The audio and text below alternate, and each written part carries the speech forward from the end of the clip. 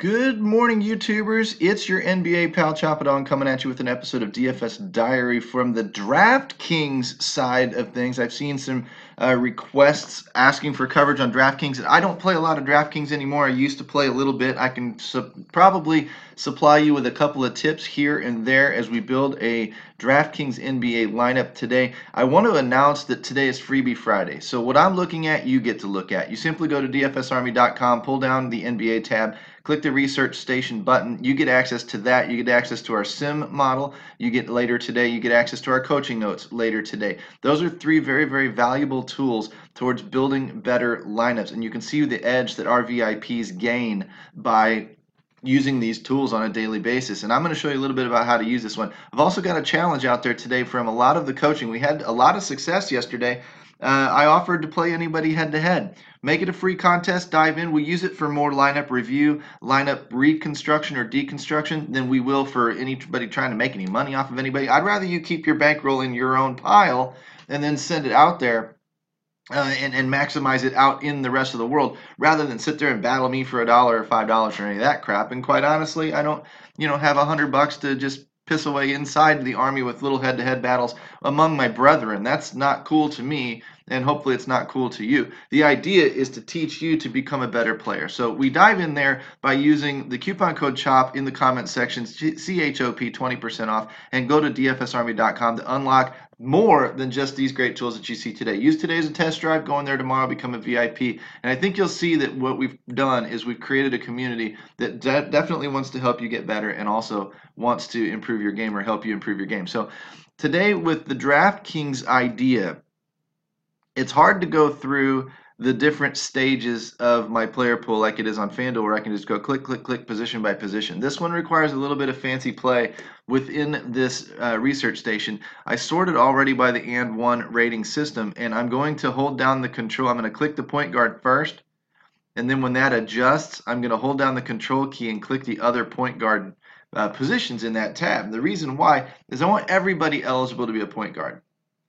If I'm looking at somebody like Damian Lillard who is only point guard eligible, then he's obviously going to require or going to carry a little bit more weight to the point guard slot.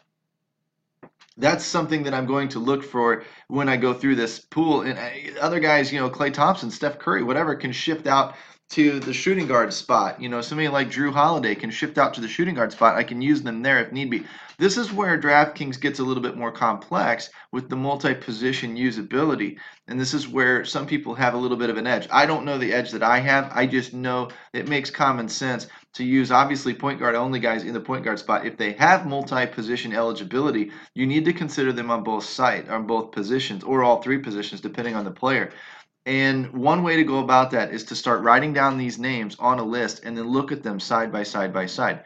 So because of multi-position eligibility, I expanded this list to 8 instead of my usual 5. Curry, Lillard, Holiday, Mitchell, CJ, Lou, Kyrie, Conley, okay? Another trick when you're looking at this in reverse is the big red numbers tell you where they're going to be a bargain over on FanDuel versus DraftKings. It also tells you that DraftKings may or may not have priced them up for their matchup. When you see a strong matchup and a strong price difference, Steph Curry's priced up. You'd probably prefer to use him over on FanDuel where he's a little bit more of a bargain if you believe and trust that dynamic pricing within the confines of the FanDuel versus DraftKings comparison. I tend to believe it, so I would even use like a Donovan Mitchell over on FanDuel. That doesn't mean I take them out of my player pool completely. I think a lot of people get that one confused. It just means that if I'm sitting there 50-50 or trying to build a little bit different lineup, I will use him over on FanDuel before DraftKings. I may still use him on DraftKings, depending on how valuable they are or how much that, where they fit into the whole mix. That's just something to be determined as we go. But now I've seen a little bit of the multi-position usability. I also would sort this by value and add a few of these guys on. And I think what you're going to see is Marcus Smart pop to the top. You'll see Lillard on both lists. So Lillard is going to be important to me. When he's also scheduled to bring value, as well as he's one of the top projected ratings, matchup situations on the night, that's a very, very important indicator. I don't care as much about his price differential when he hits both of those lists. If he was one of the hot players, which this one I won't get into on DraftKings today, but if I was looking at hot who scored what 4 points more, and that if that ranks into 6 and 3 and 4 and 5 and whatever in the top 5 or 6 of the hotter point guards out there, then he's going to check 3 boxes, and it's going to make him a very, very strong play tonight, most likely. So just put that little feather in your cap. CJ McCollum's on the value list. Conley's on the value list. They're also on the and one list that we just did. On the value list itself, though, Jeff Teague, Patrick Beverly, Sexton, Derek White, and then I kind of stopped about there. And again, I'm looking for Sexton can only be a point guard. Conley can only be a point guard. Lillard, Teague, only point guards. So if I was going to pick some of these guys today, yes, I can use them in my guard slot, but I would probably slot them in their most restrictive category first. And I like building for value first. So if I look at who's on both lists, value and top and one rating, I might look at somebody like Conley at 7,000, Sexton 4,500. And when I try to build with my lineups, I try to build with the least objectionable guy first. The guy that if I had to leave him in there, okay, I'd go ahead and leave him in there. That would be Sexton in this case. And this is all research unseen. This is just the very, very beginning of what we're doing.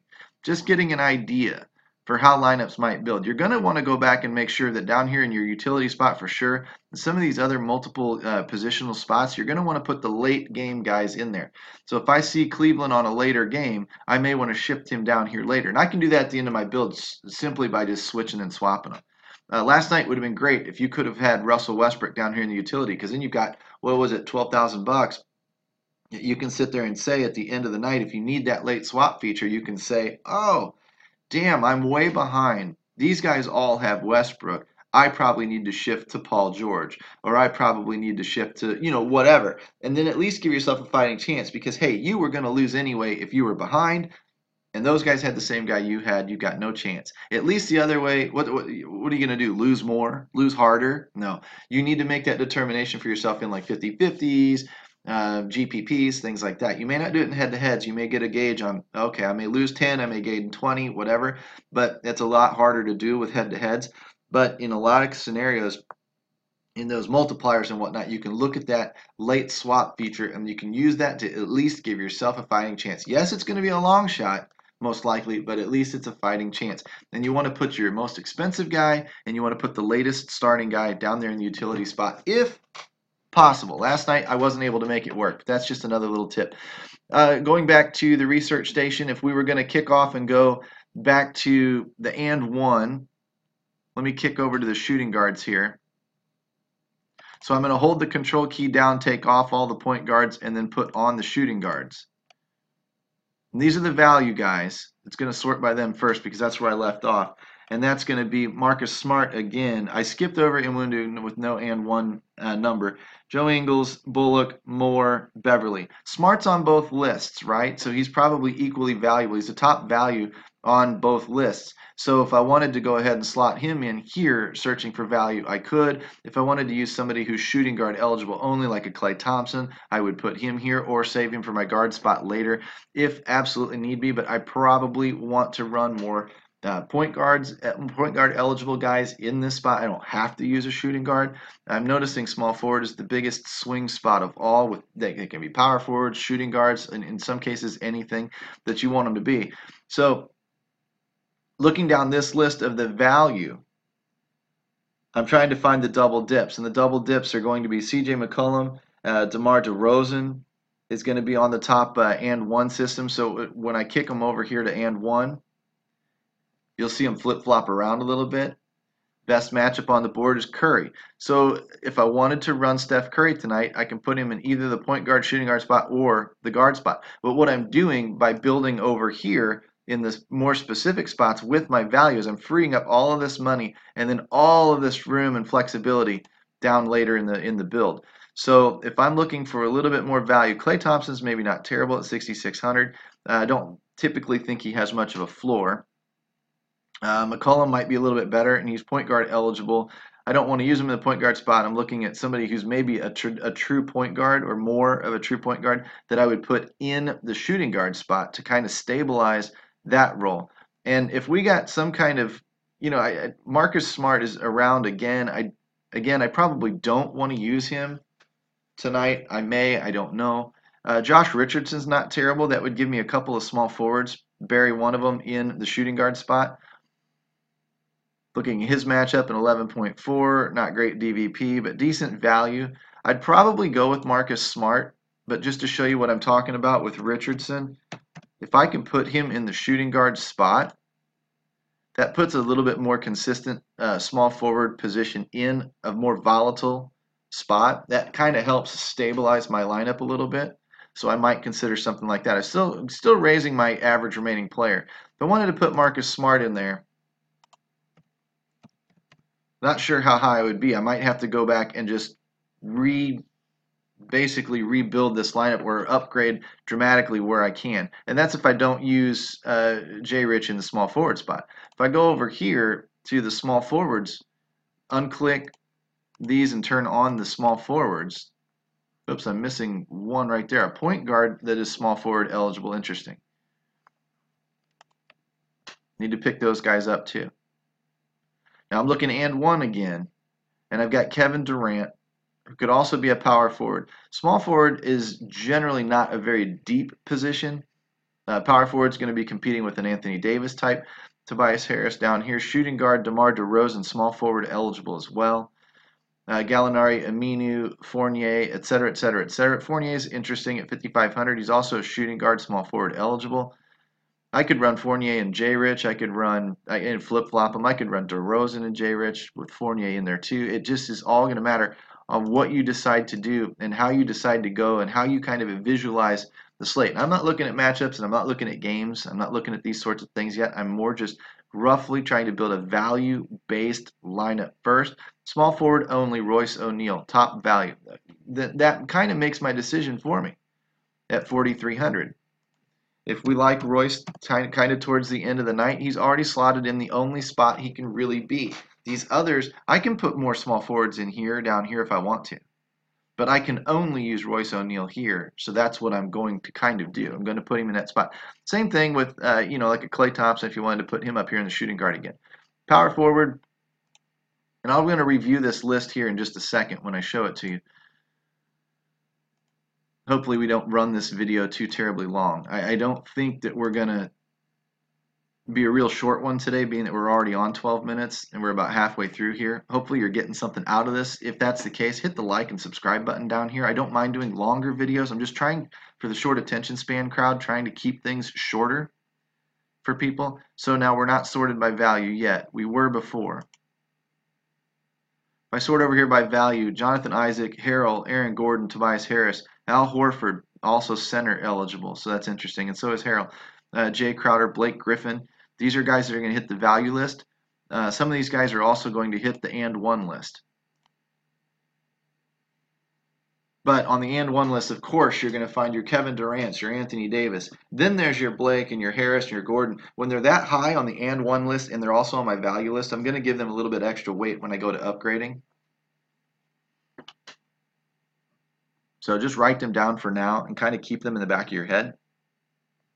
For centers, if I had to pick a power forward right now, somebody power forward eligible only, you might sometimes want to run a couple of centers. If I can find a true center, somebody who plays mostly center.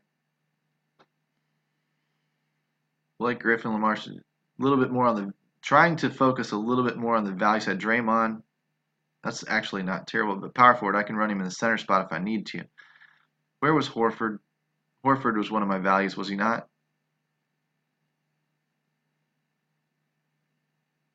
Down here at 6,000. Not a great, not a strong matchup though. I'd rather stay in the stronger matchups. Don't know if I like Mirotic. Jay Crowder. Jay Crowder's typically a fairly consistent guy. Aaron Gordon might be another candidate here. Let's throw Crowder in there just for now. This will be one of the first places I probably go to upgrade. And then we'll go do the center spot.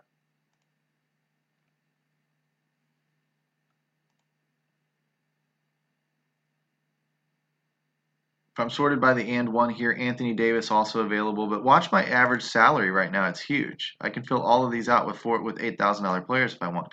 Center spot, center only Vucevic, center only Drummond, Gobert, Nurkic, Whiteside. Whiteside's got a lot of value built into him projected tonight. We know he's got the upside. 6,500, not terrible. Center only, Marc Gasol. Hell, Whiteside's cheaper than Gasol. Jarrett Allen has been hot lately. Decent matchup, not great. ADVP's okay. Value's okay. 6,100 versus 6,500 for Whiteside. I'm kind of feeling Whiteside. I don't know why. But just for this first run through, now I've got all this positional eligibility with 8,500 left over. We can go slapping some studs in here now if we want.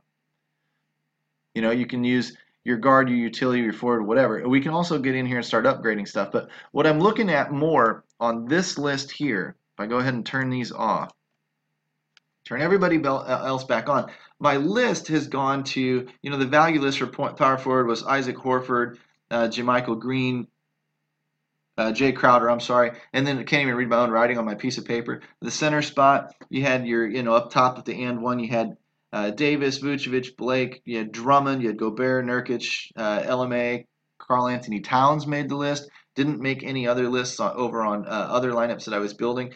Looking at value, you had Zizic, whatever, however the hell you pronounce that name, Whiteside, Harrell. If I was to do that, I would probably actually go back and I'd probably throw the old ZIZ in there. And now I'm really jacked up here. Okay? And this isn't going to last. I'm not going to keep all of these guys. But now how am I going to determine which of these guys I'm going to leave alone and which of these guys I'm going to swap out and then start rounding my lineup out? The way I would do that is I would start looking now at the multi-eligible guys. And I would see where are they more valuable. Are they more valuable in small forward or power forward? Are they more valuable in point guard or shooting guard? And the way I've done that by making my list side by side by side, and I didn't take the time to type up the list and show you exactly how it built out, but I've got Montrezl Harrell on center eligibility and power forward eligibility. But when it comes to power forward, when it comes to the power forward eligibility, let's do, whoops, need to turn the center spot back off. Now I've got him sitting at the power forward spot. He shows up in the and one up here in like the top 8 guys, right? He did not show up there in the center spot because you had, you know, Nurkic and Blake Griffin and these other guys up there that bumped Harrell down. Harrell showed up in the value list. Harrell is on the top matchup power forward list, but he's also on the value list here at a 5.3. So I would rather use him where he's going to be most effective, if that makes sense. He's going by comparison, he's weaker in the center spot compared to other centers. He's stronger as a power forward because he hit higher on the list, the ranking list. So I would use him in a power forward type of spot. Maybe that's one of my first upgrades, is I come in here to throw Harrell in that spot. And now I'm using him in his most effective spot, okay? And when I go back to these lists and start looking at the power forwards, I've got names like Jonathan Isaac, who is a value in both spots, but he was he was top value at power forward. So if I was wanting to pay down there, instead of maybe putting him at small forward, I'd put him over at power forward and take my value there. Also on the multi-position list, you've got your small forward and power forward debate between an Aaron Gordon type. And Gordon was a little bit lower on the list in terms of power forward, but he hit both the power forward list and the and one list and the value list. Whereas on the small forward sheet, he hit higher on the and one side for matchup strength, but did not hit the value list at all because there are stronger values there. That kind of tells me I might want to use small forward as a value spot tonight, because if Aaron Gordon is valuable on one side but not on the other, then there is stronger value at his weaker position, telling me that small forward probably is a spot to be looking to take some value tonight. Now, if I see a stud there like a Kevin Durant, I would take Durant and throw him down here in the forward or the utility. But I'm using Royce O'Neal, who is the strongest value on the small forward position based on assembling it this way using the research tool. Now, if my coach is down the road at 3 p.m. tell me something different and say, hey, Chop, you know, this guy, is a strong value here, or they tell everybody else this guy's in my core, I'm going to believe my coaches, but I'm also going to be trusting my own research. If I see him as the top value on the board and I see other guys that are more valuable at other positions because they're not as strong a value comparatively at the small forward spot, they're more valuable as a power forward, then that tells me that that might be Royce O'Neal. If he's projected to get those minutes and those points tonight, he might be the strongest value on the slate. And that absolutely means when he's small forward eligible only, slap him in that spot and then just move on. Don't even touch him the rest of the day. He's fine. Now you need to verify that he's starting, that he's getting the minutes he's going to get, and that nobody else was scheduled out, which shifts people around and makes things may open up even better value somewhere else. You need to be ready for that, and that's what you need.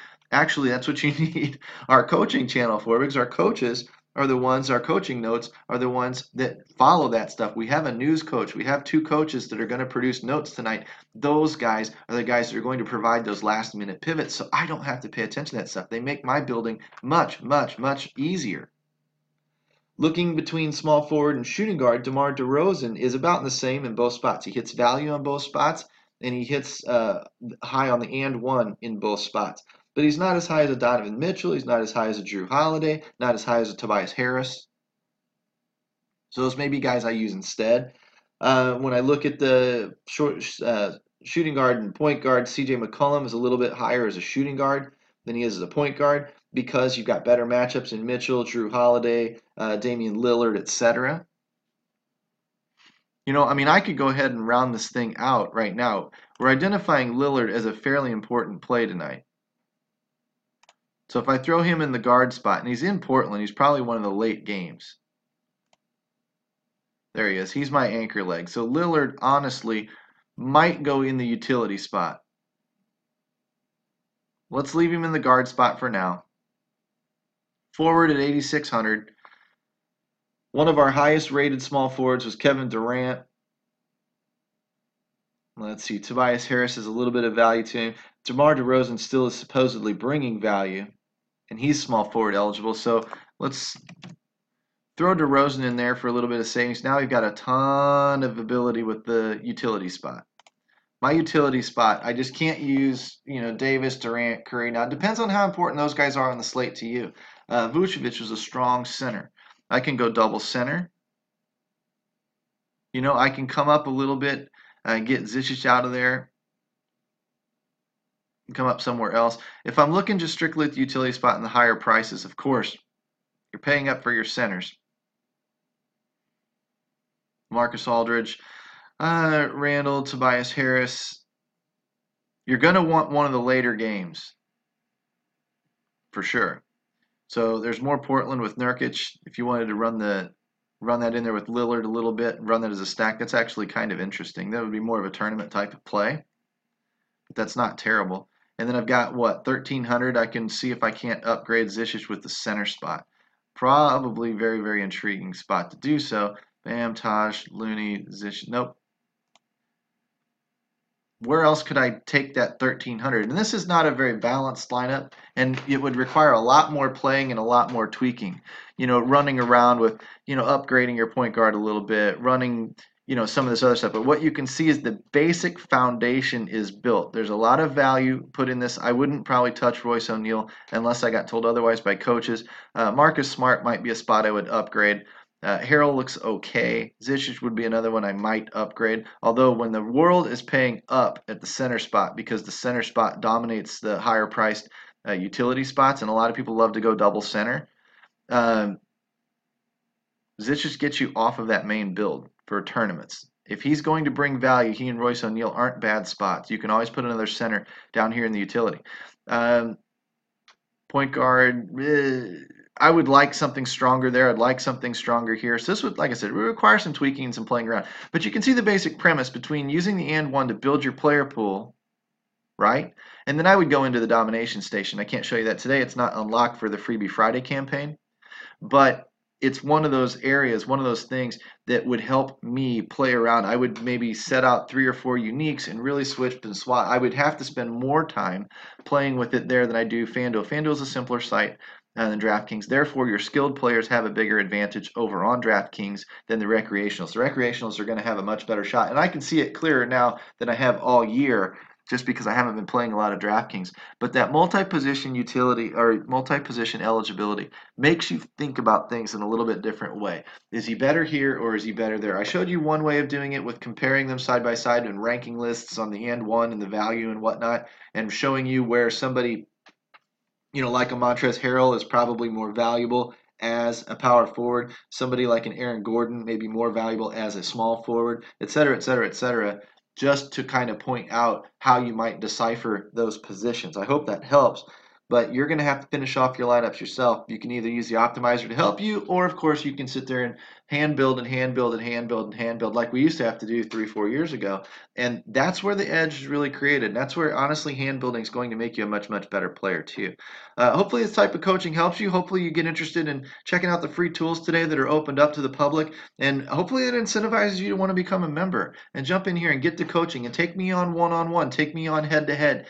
Last night I was middle of the pack, 10th out of 18 guys in a little free league that we did, but we're deconstructing those lineups when they ask questions about where did I go wrong, what were you thinking about this particular play, etc. I've done it for hockey. I did last night, had a good night in hockey. Was I think second out of 6 people or so on FanDuel for basketball, so I had a good night over on FanDuel. This is just the way it happens. One thing for sure, I'm going to have a high floor. I'm going to be hard to beat. You can beat me. You definitely can beat me, but you're going to have a hard time doing it. I'm not going to be a fish. I'm going to come in there with sound principles and sound fundamentals. Those are the things that I can teach you. Then your own creativity and your own, I would say, increased intelligence over mine perhaps can take you above and beyond. And then we have the experts inside DFS Army that can help you continue to grow, continue to ascend, and reach max talent. That's what we do. DFSArmy.com, coupon code CHOP, CHOP for that 20% off. Freebie Friday again. Everything's NBA wise. Most of the tools are open to you. Come on in, check us out, and hopefully you stick around for a while. This is Chop It On. I'm out of here. We will see you guys next week. And hopefully you guys all have great winning screenshots. Tag me on Twitter. Tag me in our coaching forums, whatever you want to do. Show me those winners. I love bragging on our guys. Take care, guys. We'll see you later.